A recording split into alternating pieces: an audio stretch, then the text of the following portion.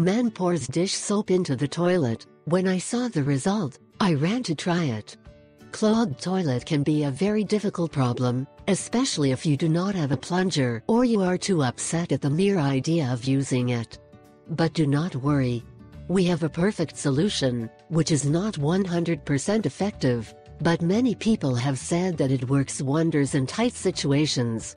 The solution is to use dishwashing soap, but some say the liquid detergent is even more effective. This is how you can uncover the toilet without using a plunger. 1. Bring your liquid soap or detergent and pour half a cup into the toilet bowl clogged. Because soap is much thicker than water, it falls to the bottom. 2. Leave the soap for 20-30 minutes and watch the way you haggle through the obstruction to loosen the step. 3. About 20 minutes later, pour hot water into the container, but pour it slowly and be careful not to overflow the toilet. Slowly the obstruction must disintegrate. In case this trick is not effective the first time, you can repeat it once again. Some people even do it at night and leave it at night. In the morning the obstruction should disappear. Have you tried anything else that works great for a clogged toilet?